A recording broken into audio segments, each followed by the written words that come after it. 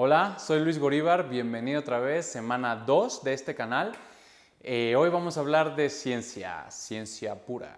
Así que quédate, no se te olvide suscribirte y dejarme aquí abajo todos tus comentarios y vamos a empezar.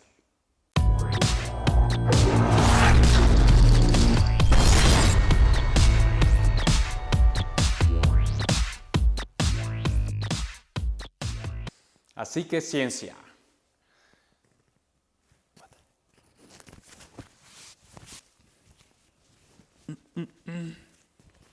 Ciencia. Como te comenté en el video pasado, esta semana pasada me enfoqué en la alimentación.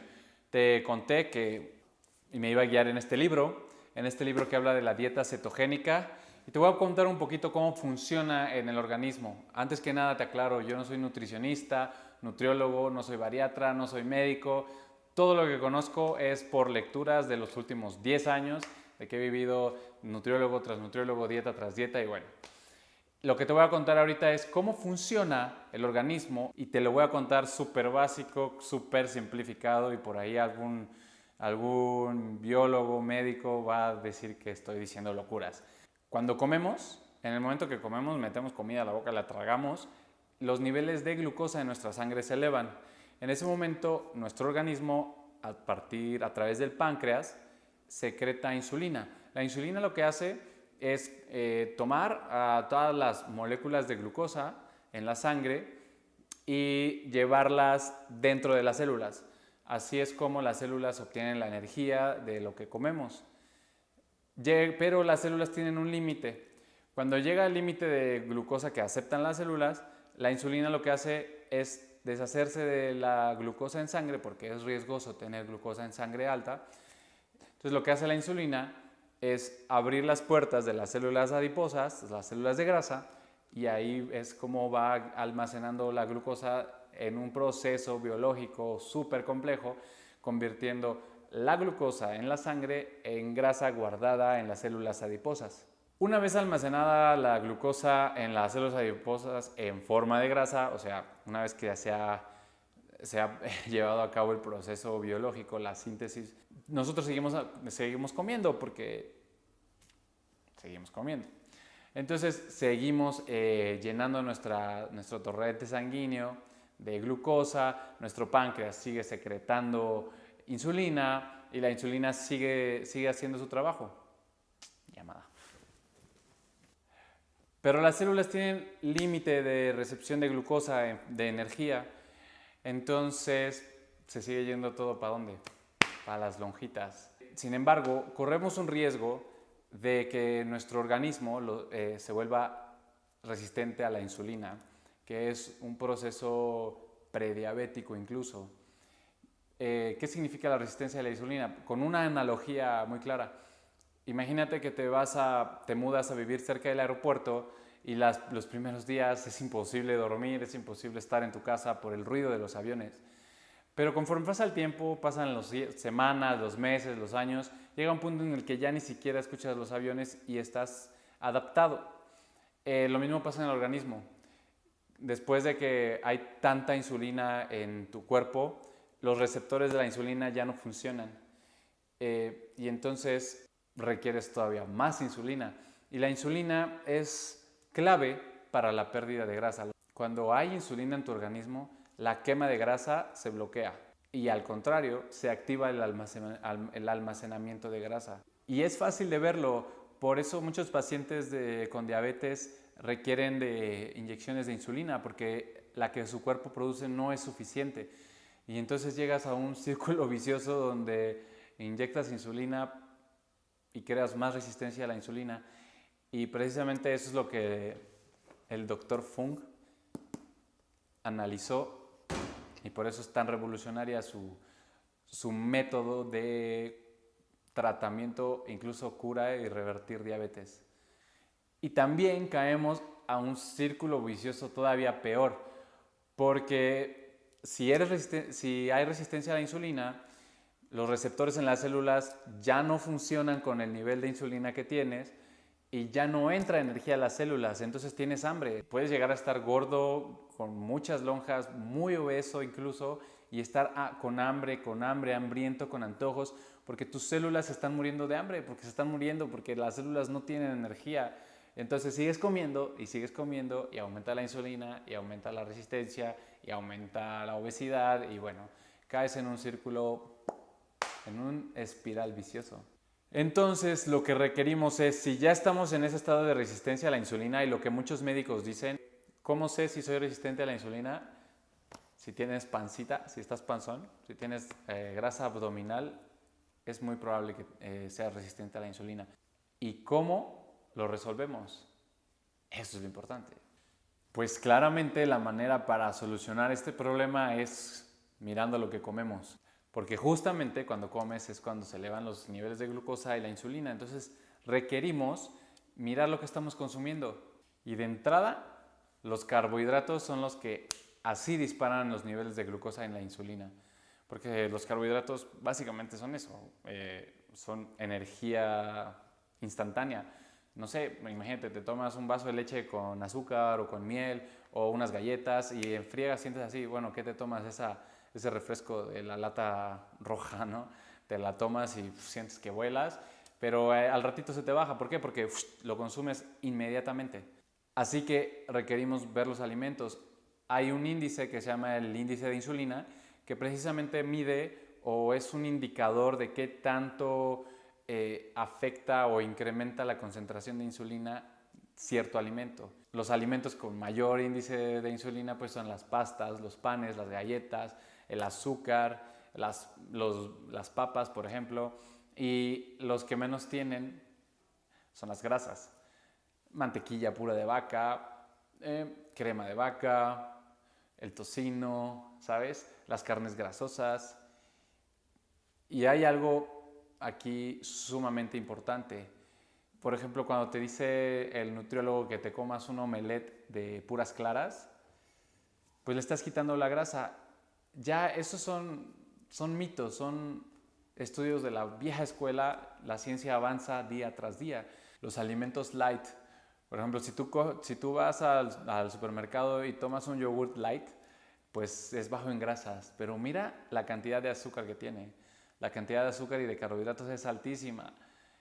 ¿Por qué? Porque cuando le retiras las grasas a los alimentos, por ejemplo los quesos light, ya no tienen sabor, son insípidos, porque los compuestos, las moléculas que le dan sabor, que son unos compuestos orgánicos, son liposolubles, es decir, que son solubles con las grasas. Y si no hay grasas presentes, pues requieres inyectarle un montón de azúcar en diferentes formas. Cuidado, porque no es solo el azúcar de caña, es el azúcar de betabel, es el jarabe alta fructosa, el jarabe de maíz de alta fructosa, dextrosa, maltodextrina, en fin. El azúcar hoy en día tiene 1000 nombres, así que cuidado. Fíjate en lo que estás consumiendo. Otros alimentos con niveles el índice de insulina bajo son como las nueces, las almendras, los quesos, el tocino. Básicamente bajos carbohidratos. La proteína es otro tema que más adelante tocaremos. Entonces ya sabemos que hay que manejar o tener bien claro qué es lo que estamos consumiendo, pero hay otro enfoque. Para salirnos de ese estado de resistencia a la insulina, requerimos ver en qué momento estamos comiendo y cómo estamos comiendo. Y para eso tengo aquí una grafiquita. Es algo muy común. Nosotros normalmente comemos 3 veces al día, que es desayuno, comida y cena. Las horas, pues bueno, tú podrás comer en otras horas, pero es mañana, mediodía y tarde, noche, ¿no? Entonces aquí, estos picos son picos de glucosa, es los niveles de glucosa en la sangre aumentando. ¿Y cómo es que bajan estos picos? ¿Cómo es que regresa la insulina para abajo? Perdón, la glucosa, precisamente con la insulina. En los picos de glucosa se libera insulina y ella lleva para abajo los niveles. Y así. Y aquí hay otro tema importante. Muchas veces nos dicen, o a mí me recomendaron muchas veces, comer de 5 a 6 comidas al día para mantener mi metabolismo andando, ¿no? Entonces, ¿qué es lo que sucede con eso? Le metemos aquí una llamada colación. Aquí otra colación y por acá otra colación. Entonces, ¿qué estamos haciendo? Acá tenemos la insulina, comienza a bajar, pero le metemos comida y estamos manteniendo nuestros niveles de insulina altos. Y lo repito, niveles de insulina altos en el organismo son almacenamiento de grasa y se bloquea la quema de grasa. Entonces, ¿cuál es el otro enfoque o de qué otra manera? Te voy a contar lo que yo hice esta semana. Bueno, lo que yo hice hoy. Bueno, hoy son las 7:10 de la noche y yo me desperté 6 de la mañana. Mi primer comida fue a las 2 de la tarde y como no ha terminado el día, pues ya no hay más. Entonces 6 a.m. y acá 2 p.m. ¿Y qué pasó en este tiempo en el que no comí?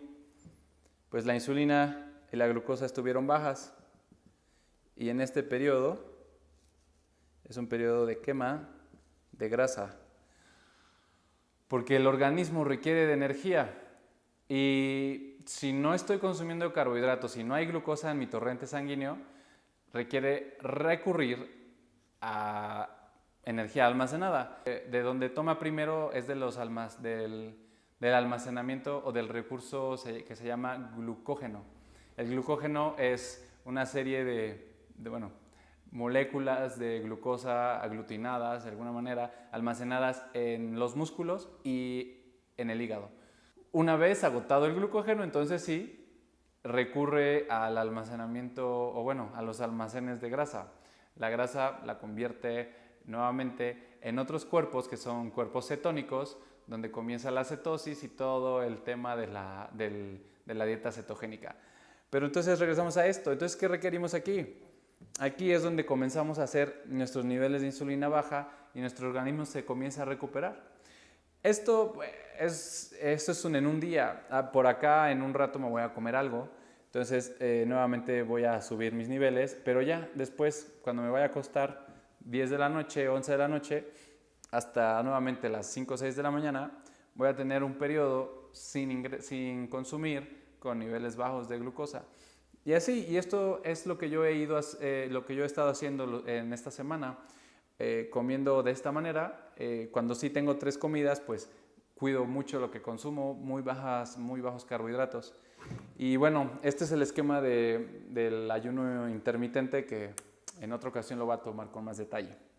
Y como te comento, yo eso lo hago regularmente 4 días a la semana, otros días como las 3 comidas, 2, 3 casi no, pero sí 2. Y en ocasiones he hecho ayuno de un día. Hay gente que ayuna, yo conozco a alguien que ayunó 62 horas, es mucho, yo no le entro a eso. Y realmente este proceso de ayuno intermitente, de comer con más espacio de tiempo, comes menos, porque en esa comida que hice a las 2 de la tarde, pues sí comí bastante, comí suficiente para no tener tanta hambre después, pero si se limita a una comida al día o a 2, tienes mayores probabilidades de comer menos cantidad que si comieras 3, 4 o 5 veces al día. Entonces, realmente depende de tu organismo, de cómo tú te sientas. Y bueno, aquí acaba este video, esta sesión de ciencia. Espero que te haya gustado. Cualquier duda, cualquier comentario, cualquier sugerencia, cualquier notita de amor que me quieras dejar, por favor, aquí abajo en los comentarios. No se te olvide suscribirte y sígueme. Sígueme para estos videos. Semanalmente voy a estar subiendo y de pronto 2 veces a la semana. Mañana comienzo a ir al gimnasio y te voy a contar cómo me va. Nuevamente soy Luis Goríbar, gracias por estar conmigo y te mando un abrazo y un beso.